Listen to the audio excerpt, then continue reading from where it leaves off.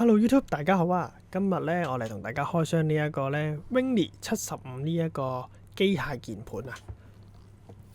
咁首先咧，我哋睇一睇個外觀包裝啦。基本上咧，全盒咧都係一個極簡約嘅設計啦。咁後邊咧就印咗佢哋嗰個公司嗰啲 logo 啊，同埋資訊咁樣。咁我哋而家打開去睇一睇入邊有啲咩先。嗱，開咗之後咧，第一眼見到咧就係一張硬卡紙啦。咁入邊咧就係講緊佢嗰個功能鍵同埋嗰個點樣轉換嗰個模式啊。咁然之後咧就有一個產品嘅報修憑證啦。咁基本上因為我買一個行貨咧，就唔需要用到呢張卡噶啦，憑單就可以保養噶啦。跟住咧就一個配件盒。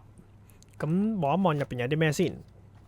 嗱，我哋打開啦，一見到，嗱，第一樣嘢，首先咧就有一個 2.5G 嘅一個 USB 接收器，然之後咧就有3粒嘅機械鍵啦，係攞嚟俾你試啤用嘅，萬一壞咗都有得更換。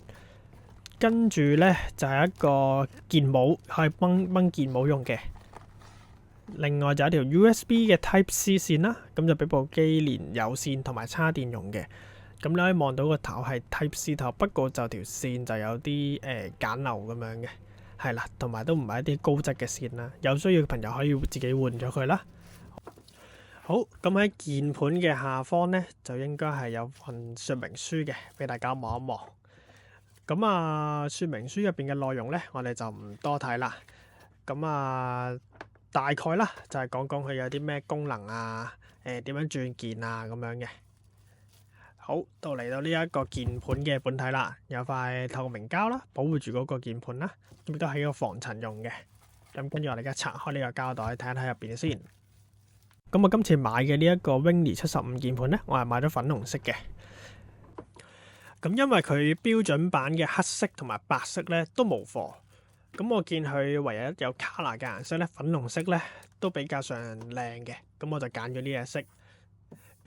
咁呢度呢，就係所有嘢嚟噶啦，咁俾大家聽下啲聲先啊。